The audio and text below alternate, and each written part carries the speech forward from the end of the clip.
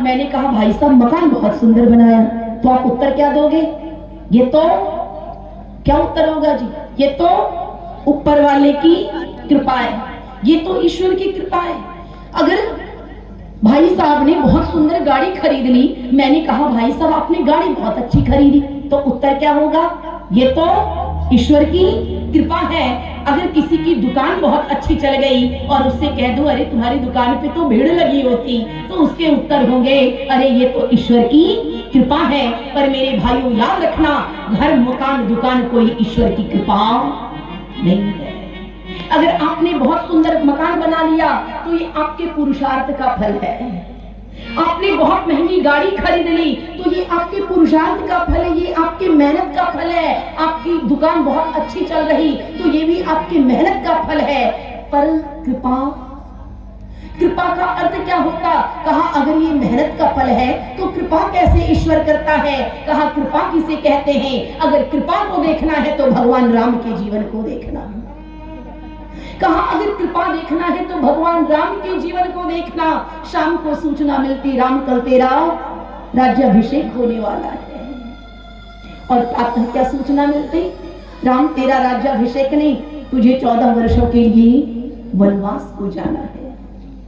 कहते हैं दोनों सूचनाओं के बीच में भगवान राम के चेहरे पर कोई परिवर्तन नहीं आता है। कहा अरे कृपा किसके ऊपर है? तो कहा जो दुख में फिसले नहीं और सुख में उछले नहीं, उसी के ऊपर ईश्वर की कृपा है। विचार करना मेरी बहन, उसकी कृपा कैसी होती है? अगर उसकी कृपा को देखना चाहते हो तो आप राम प्रसाद बिस्मिल के जीवन को देखना।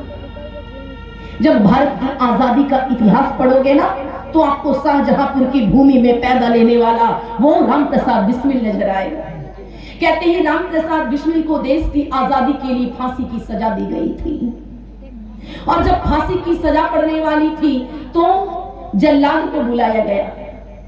जल्लाद को बुलाया गया कि सिर पर काला कपड़ा डालो, गले में फांसी का फंदा डालो। वो राम प्रसाद कहता अरे इस कार्य के लिए राम प्रसाद अकेला ही काफी है, जल्लाद इसके लिए तेरी कोई आवश्यकता नहीं है। और वो राम प्रसाद बिस्मिल कपड़े को फेंक देते हैं, फांसी के फंदे को दोनों हाथों में लेते हैं और गले में डालने से पहले क्या कहते हैं? सर फरोशी की तमन्ना अब हमारे दिल में है, देखना है जोड़ कितना बाजुए कातिल में है, वक्त आने पे बता देंगे तुझे ए आसमां, हम अभी से क्या बताएं क्या हमारे दिल में है। सर फरोशी की तमन्ना अब हमारे दिल में है। और मेरे भाइयों इतना कहकर वो देश का नौजवान हंसते हंसते गले में फांसी का फंदा डालता और भारत की बलिवेदी पर कुर्बान हो जाता है। एक बात बताना, मौत सामने खड़ी हो, क्यों जी? मौत सामने खड़ी हो और मुख से कविताएं फूटे, ये तो वही कर सकता जिसके ऊपर ईश्वर की कृपा होती है। अगर ईश्वर की कृपा देखना चाहते हो, अगर ईश्वर की कृपा देखना चाहते हो, अल्फ्रेड पार्क में जब चंद्रशेखर आजाद को अंग्रेजों ने घेर लिया था, उस चंद्रशेखर आजाद के हाथ में एक रिवॉल्वर थी और रिवॉल्वर में 6 गोलियां थी। रिवॉल्वर में 6 गोलियां थी।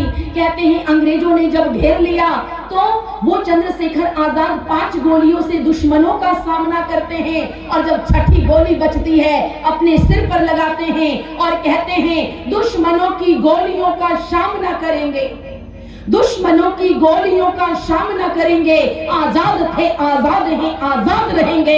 इतना कहकर खुद को गोली मार लिया।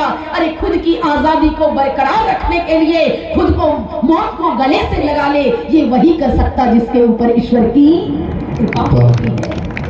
अगर ईश्वर की कृपा देखना चाहते हो, अगर ईश्वर की कृपा देखना चाहती हो मेरी माताओं, तो याद करना उस गुरु गोविंद सिंह को, सिखों के गुरु रहे।